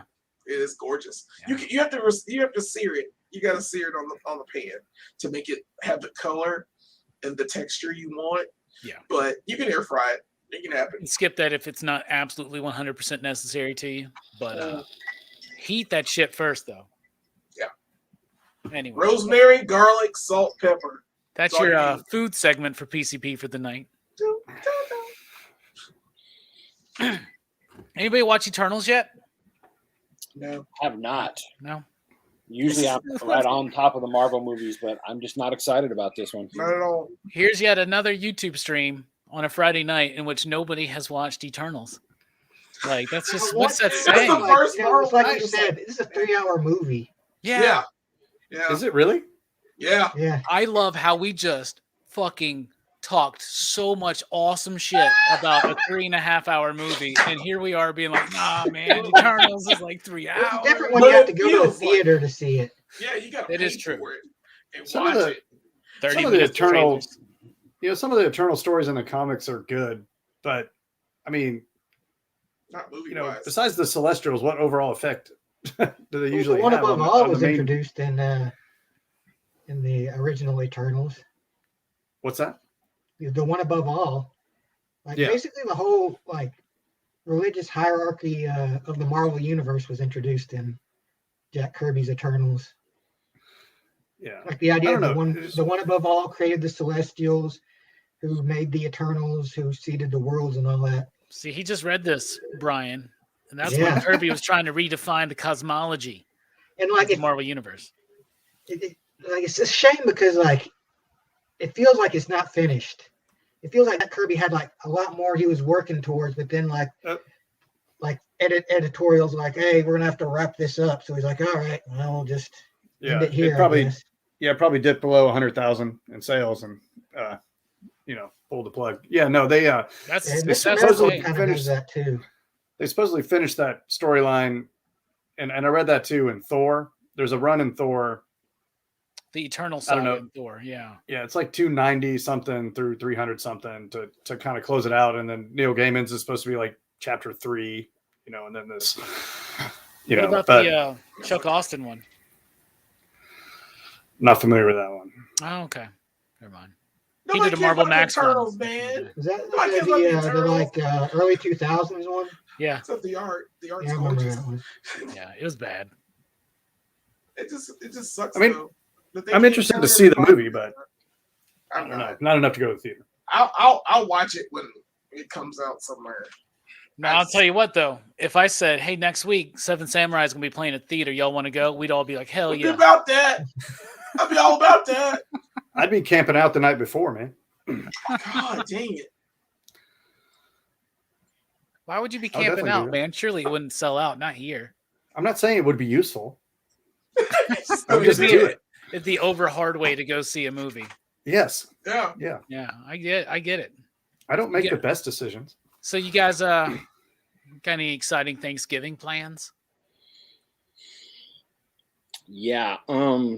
So I have 2 Thanksgivings. I have one on Thursday with my wife's family, and then on Friday is when I have we have one with my family. And going over to my wife's cousin's house is great. Everybody brings a dish over, and that's always fun. Have a potluck, potluck style Thanksgiving. Cool. But Friday, usually every year when it comes to Thanksgiving, I cook everything, and so usually Friday is my day of just complete.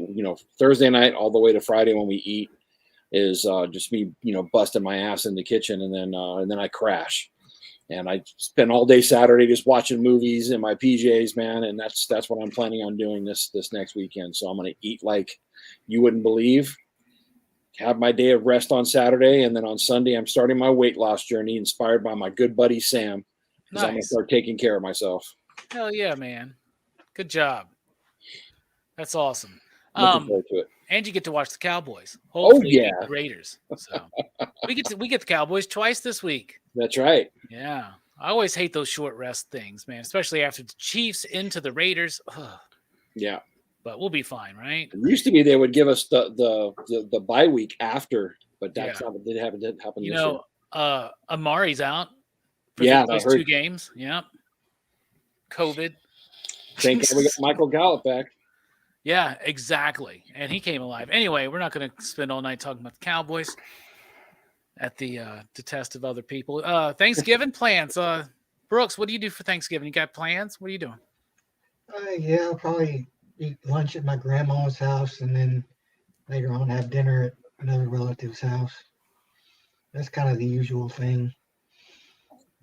Just a day of eating mostly. Yeah, that's just Dave eating football for me, for the most part. And having to deal with certain members Isn't of the the extended family. Alabama-Auburn game on this Thanksgiving too? No. No, I think that's on That's Saturday. the week Saturday. after Saturday. Oh yeah, that's right. It's on Saturday. But my parents They are used doing to have the another Ole Miss Thanksgiving Mississippi State thing game on Saturday, Thanksgiving, so I but thought that was No, but the Cowboys play every Thanksgiving. Every Thanksgiving. It's Every tradition. gives a Thanksgiving. shit about the Cowboys. so do the Detroit Lions. They do. Yeah, they Yep. do. They're usually the biggest Maybe they'll draw. win. Yep. Maybe they'll win. Maybe. Who knows? What's the other one? There's a third team that always plays too, right? I Or thought they that just was randomize floating. it? Not traditionally. That's just floating. Yeah. Okay. No, that's Detroit. It's always Detroit. Nice. All these Cowboys. Well, that's the way love goes, as they say. Brian, I keep asking, you all got plans for Thanksgiving? Yeah, everybody does, Robbie. Brian, you got plans for Thanksgiving? I do. Yeah, due to some recent health troubles and everything like that, we're picking the food up from Cracker Barrel. Sweet. actually, and then going over to my in-laws' house and pretty much spending the day there with my daughter's coming over, and so just be 6 or 7 of us eating, and doing all that stuff. So You gonna watch some football? I probably will when I come home. I'm like the only person in this group that likes football, so Man, that's terrible. it's usually not on. We always have So- half the house screaming, keep football on, and the other half saying, change it to something else. Yeah. It's always going to be football. It should always be football. It should always be It's football. Thanksgiving. I mean, I would rather watch football. But, Yeah. Jelani, going to your families Thanksgiving? Yeah. I'm this is the first year in like 10 years I'm not cooking turkey. My sister took it upon herself to tell people I'm making the turkey breast. And I'm like, what? You're not making what? So I'm making a turkey and then I'm just going to bring it over. And then we're just going to eat that along with my sister's turkey breast. Because she said it was like, it's just going to be the 4 of us, my family. So we're not planning anything big with the family members. Nobody's coming into town. One of my cousins got engaged. So like most of the family's probably going out to Texas to see them, and then celebrate their engagement and stuff. So it's just going to be us this year at this house, at the house. So it's a small gathering. We're going to eat. I'm going to watch TV. I'm going to pass out. The usual. Yeah. It's Thanksgiving, man. It's Thanksgiving. Same thing. That's it. One of my families, eating some food, watch some football. Come I'm home. off that day too, so awesome. Even better, because I usually work Thursdays, and they were like, "Do you want Thanksgiving?" I was like, "Yeah, Yes, please. yes, now." Awesome. So yeah, Well, that's cool, man. We're all looking forward to Thanksgiving. Real quick, what's your favorite Thanksgiving food item? We'll start with Brooks. Probably deviled eggs. Deviled eggs. Yeah. Yeah, man. that's mine. That's Jelani's. Deviled eggs. I love deviled eggs, too. They're not my absolute favorite. But Yeah, bro. Yeah, my mom makes them away, and like she's the only one in our family that knows how to make them. Even I've tried to make her recipe and I can't do it. It's not the same. Something she's putting in it. I'm just like, I don't know. It's delicious. I love it. yeah, I love deviled eggs, too, man. What about you, Brian? What's your favorite? I like dressing that's like, moist, and then you put gravy on it, even though it doesn't need it. I love that. Okay. But about you, I Bob? also Oh. love a fried turkey. Sorry, those are Fried turkey's delicious. Fried turkey's awesome. Okay. Yeah, Okay. dude. What about you, Bob? I'm one of those guys that like the total package, man. Just give me the plate, let me fill it, and I love everything on it. I love the mashed potatoes, the yams, the cranberry sauce, the turkey, the mashed the gravy, the roll, everything that goes along with it, because it all complements each other, and it's going in my belly. All the same color. It's Yeah. all the same color. It's really nice. Make nice brown foods. What's growing up, I hated that cranberry thing, but I think it was just because of the shape, because it looked like the can that That's it came in. delicious. I think growing up, Yeah. that's what I thought. But now I love that stuff. Yeah, I like know, the it's ones that's got like more like it's still canned, but it's got actual like cranberries like in the it. chocolate. It's less- Yeah. When you're a kid, you think cranberry jelly. sauce is going to be like sweet, but it's more tart. Yeah. So you're kind of like, I make my own Taking it spiced back. cranberry sauce that's got What? orange, Really? and cinnamon, Really? and nutmeg, and spice. It's freaking Actually, try amazing. that. I'll All try right, that. everybody, we're Man. doing Thanksgiving Friday night over at Bob's. We're gonna trek on over there. Wow, that's amazing. That sounds. Do you have a delicious. recipe for that? I do actually. Oh man. Let me write down your email. I'll send it to you. That's awesome. Okay. You make it one time, you'll never go back to anything else again. I guarantee it. Yeah. Mine It's would be like still like the canned stuff. it's a chewy brain. Like At Gmail. CHEWYIE. Yeah. Brain at gmail.com. Perfect. And now everyone will Now email. everyone starts emailing. Everybody starts job. emailing Brian. Wait, did I just get doxxed? Yeah. Welcome. There you go. My favorite is probably pecan pie. That's what I look forward to the most. I like the Thanksgiving typical stuff. I like potato salad. That's one of my favorite things. But I can't wait until it's over And I like the whole assortment of desserts that I get on a plate just as big as my Thanksgiving meal plate. But pecan pie in particular is probably my favorite thing to have. Yeah. That's good I stuff. love the I like pumpkin. chess pie. Yeah. Chess pie is excellent. What the fuck is chess pie? You've never had chess pie? Oh my god, Gibson's Barbecue makes chess pie. What's It's like chess pie? it's kind of like Isn't- I don't know. I'm It's got explaining like it. a design like a checkerboard on it or a Yeah. chessboard on it. Well, it's What's in kind it? of like I don't know how to explain it. It's got egg. It's got it's I don't know how butter, to explain sugar. it. Eggs, butter, sugar. It's It's like- like a yellow-ish crummy. I don't know how to explain it. I see. The only It's- people that make it are like Gibson's Barbecue. Well, it's like I think it came about during like the kind of Depression era and things like that. I mean, it's very simply made because Yeah. that was what people It's had. incredibly sweet. I gotta get you a piece of it, man. It's good. You gotta try it. It's I've awesome. never had So chess good. pie. It's freaking Yeah. awesome. I also So really good. like banana pudding. That's Yeah. that's always a family favorite. And oh my goodness, so many good things. Pumpkin pie. Come on. So we always have the pumpkin pie. We always have the pecan pie. But the highlight for all my kids is I'll always make a buttermilk pie for Thanksgiving, and my kids love it. That's That like their stuff is favorite good. thing. Say a buttermilk pie? Yeah, What the hell's a buttermilk? What? it's almost like a lemon custard. Oh, okay. And the main ingredient is buttermilk, so it gives it a really rich creaminess. But the lemon that goes inside of it's so freaking good. It's good stuff. Nice. Man. That sounds And now, of delicious. course, we're going to be ending the show hungry. Yeah, it's like Cheesecake's it's another one Friday, of my favorites. man. Why do I gotta wait Cheesecake's till another one of my Thursday? favorites. What's the better Dude. topping on cheesecake? Strawberry or cherry? Strawberry. I like it. Strawberry. Strawberry. Cherry's said too cherry? tart. Who said cherry? Cherry's too tart. We all No said Brooks. strawberry, but Fuck you, Brooks. cherry's too No tart. Brooks. It's Motherfucker, tart how dare side. you fucking disagree with me? Womp womp. Is it because the government wants us to eat the strawberry, and that's why you're against that? It's sweeter, man. It's delicious. Strawberry's the blue pill. But I love love it. standing in the Matrix. I love it. Fucking cipher over there. Yeah, eating his steak. The steak. Yeah, eating his steak. All right, show and tell time, everybody. So I hope you're ready. We're going to start with. Hit the wrong Wow. button. We're going to start with Brian. Show and tell. Okay. So one of the more recent cartoonist kayfabe videos, I can't remember the title, something along the lines of the best colored comic ever. I think he said it was, Marvel comic. Best colored Mar- Marvel comic of the 80s, maybe. Or I ever. Best, think it said ever, it said ever, maybe, but it was definitely Marvel, I think. but it's this one, Iron Man 260, Look at that baby. which Oh, I bought to. I bought at my local comic book store, The Deep.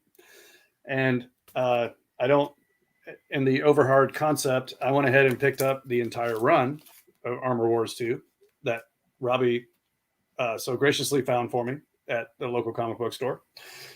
So I'm very excited to read this because I don't think I've ever read Armor Wars 2, but they're all done with James Romita Jr., written by John Byrne, and the colorist is, I don't remember his first name, but Rosas, I think. But if you haven't checked out that video, I was nerding out pretty heavy during that video because they were actually talking about the percentages of the colors and everything like that. But Yeah. I love when it they helps. talk about that. yeah, it just past those details though, they tell you about why different things work. Using contrast and saturation and everything, and it's a real joy to watch those guys talk about comics, especially art process and stuff like that. And then Ed Piskor also talked about how he pulled techniques from these comics into his X-Men Grand Design and everything. Is absolutely fascinating. So that's what I'm looking forward to tomorrow, is digging in and reading that and pouring over that for hours. And I won't feel guilty about it if it takes all day. Not even a little bit. Was that it? Yeah, I'm done. Thank you. Nice. That's good stuff, though, man. It's good stuff. Thank you. Next up for show and tell will be Jelani. Show us what you've got. I'll go with the samurai theme, and I guess I'll go with Silver Samurai. It's pretty easy. Nice. He's my retro carded figure. I love this figure. I love the swords. I had to give him. He has other swords that I decided to give him too, but these are the ones that came with the figure, so I put these on for the review. And then my other favorite, which he's not really, but he's kind of a Ronin, so I'll give it to Patch or Logan. Patch is the best Wolverine. He is the best Wolverine. He's also the retro card, but I love the John Buscema swords baby. that I got. Yeah, he's freaking awesome. And then we will now move on to stuff I haven't opened yet. And I got the clown like a couple days ago, the Violator. Very cool. Comes with a cool backpack. I haven't opened him yet because, well, I will one day, but not yet. And then that's a newer version, Jelani, of that one. Right. Yes. He's done a great job. He did a beautiful job with recreating that figure. It's very awesome. And then finally I'll show my last piece, which is the Target exclusive 2-pack He-Man. I haven't opened it yet because I will soon enough. He is shinier. Oh, that's like his that's like the he's got different heads and such. Oh yeah. And it's got the Castle Grayskull base that you can attach to the castle. What? And then those 2 little dragons, and he's battle damaged and he's shinier, but he's a Target exclusive. So I was like, nice. I totally found him randomly, and I was like, yeah, gotta have it, and I will open it one day when I get my Grayskull. Very cool, man. Yeah. Very cool. Very excited. Next up for show and tell, Bullseye Bob. Show us what you've got. All right, so I got a couple things here. Nick from Dynamite wanted to send me something, and just arrived here today, actually yesterday. And this is a sketch cover for Daredevil number 600 by Ken Heiser. Don't know much of his work, but it's a Nice. Daredevil signed by him sketch. I love that piece. That is so dope.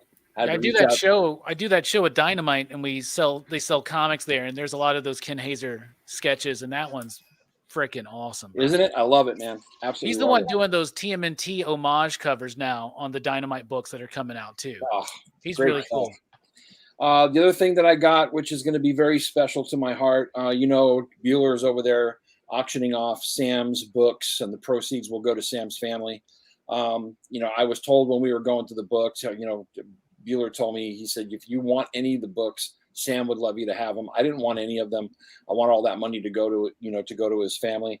But when we were all done, he pulled me aside and he says, I think Sam would want you to have this. And this is something I wanted, and it sold out before I could ever get it. And this was on Sam's shelf, and it'll go on my shelf now. And it is the bobblehead of Stan Lee.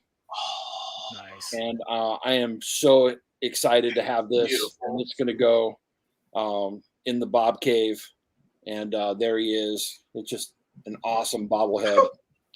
And but more special than the fact that it's Stan Lee was that it was Sam's. Yeah. And so I'm going to treasure this.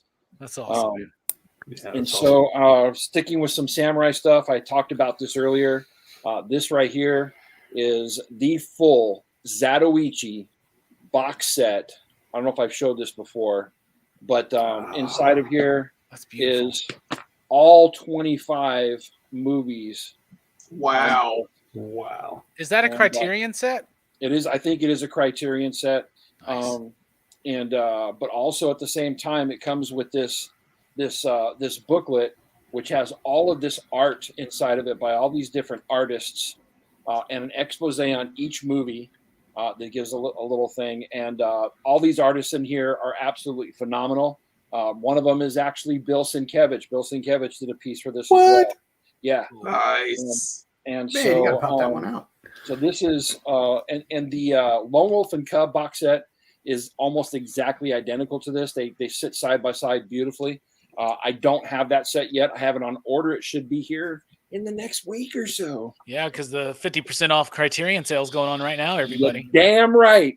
And the last thing that I want to show, keeping in line with that, is just recently I finally got them.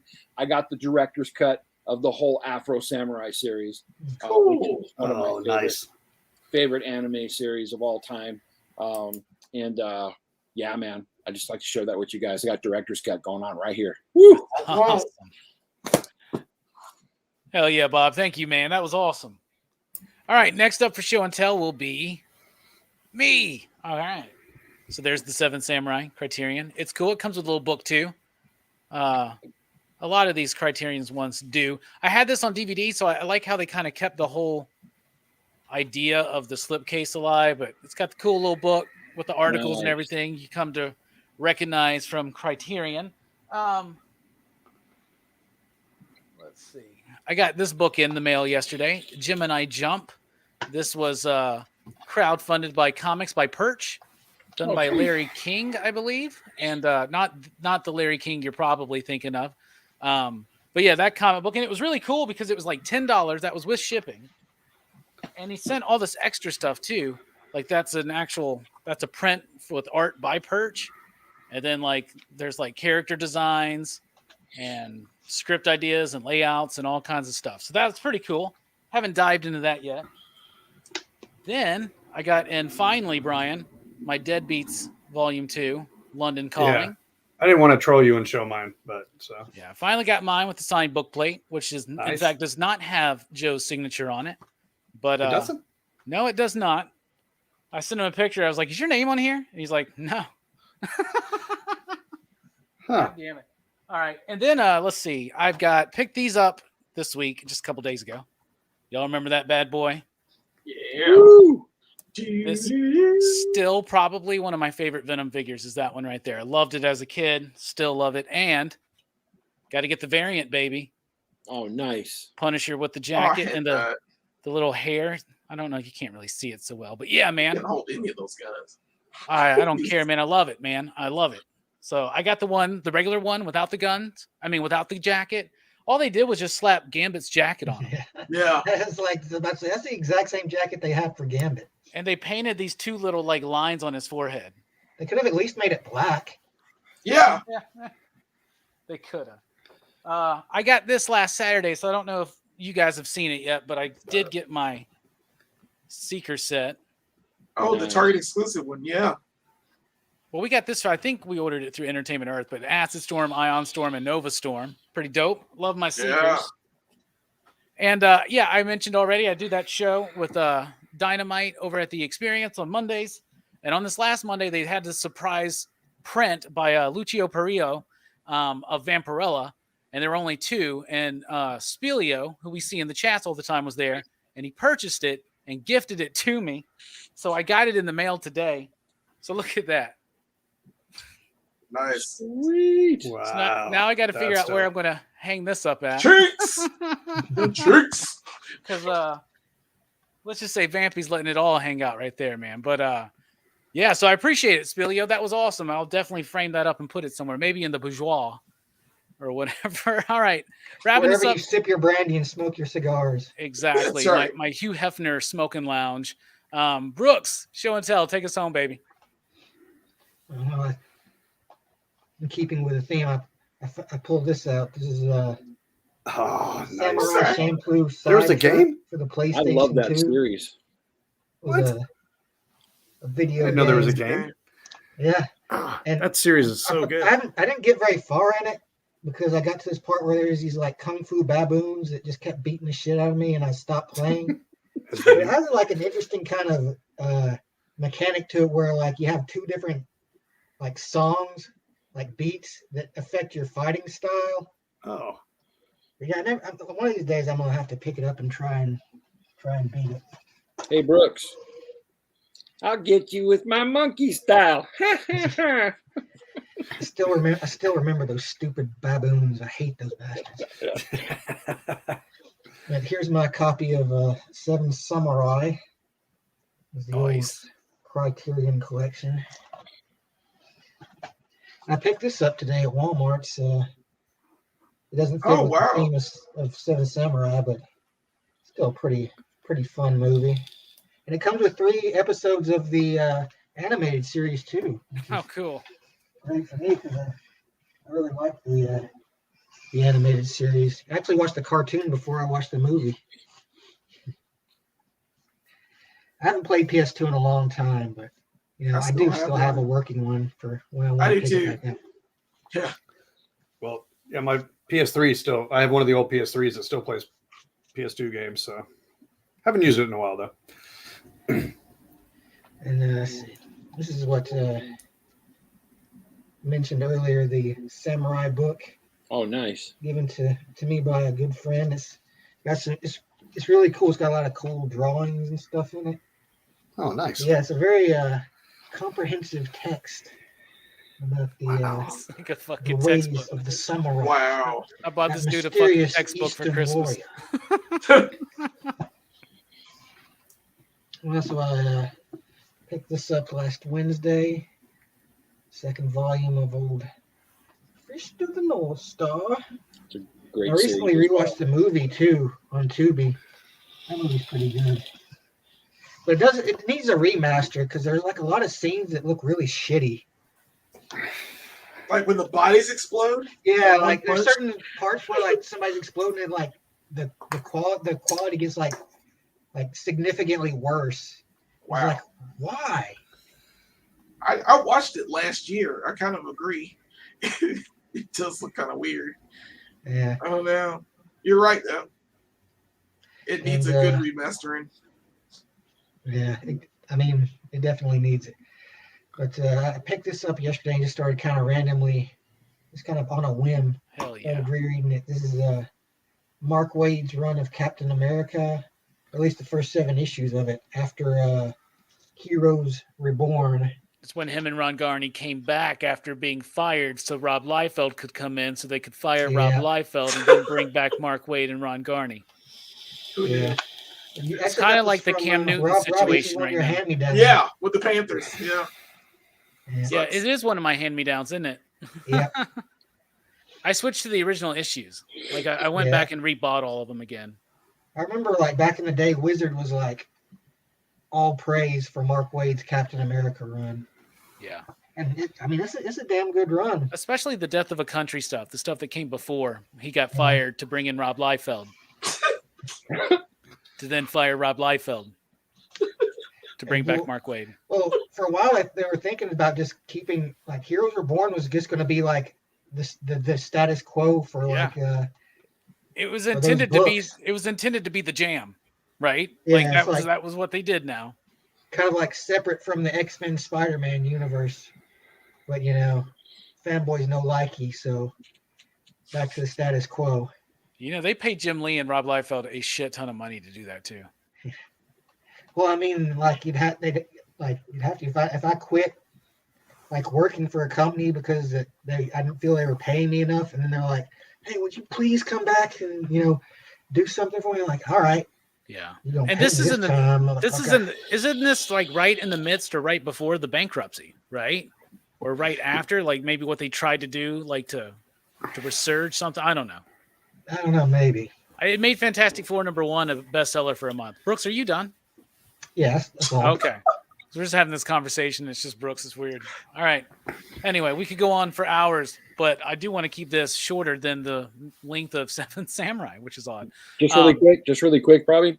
Yeah. 62 Lefty Blues just asked a question. Bro, Ghost of Tsushima is the best game I played in the last 10 years. I'm about to finish it for the second time, completing everything in the game. It's absolutely amazing.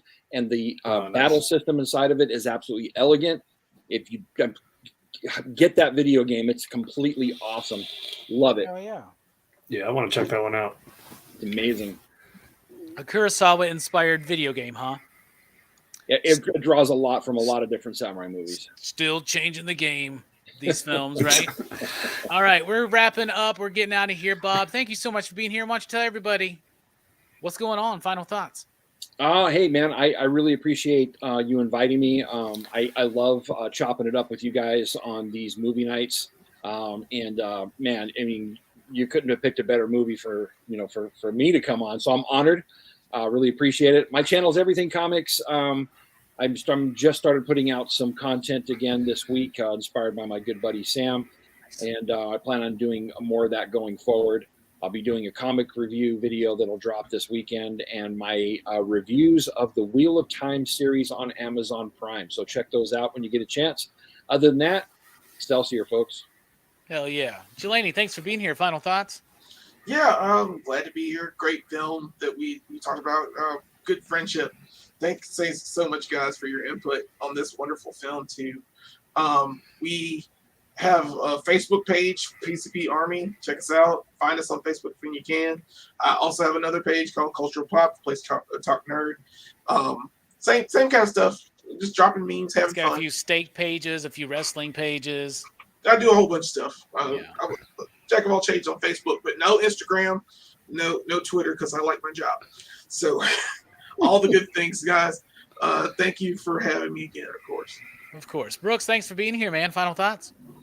Oh, well, I just want Mike to know, I saw that you got that faker in, so I'll be, it's like I don't want to think, like I didn't see his message. I got, Nice. I did. I Nice. see you, Mike. Brian, thanks for being here. Final thoughts?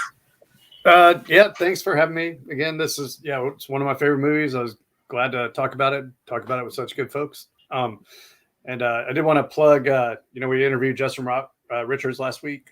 Yep. And I wanted to plug his book again, Kickstarter. I Only Have Eyes for You. Looks like it's going to be super dope. And it's definitely one of the best deals on Kickstarter. Yes. He undersold it. He undersold the value when he was here.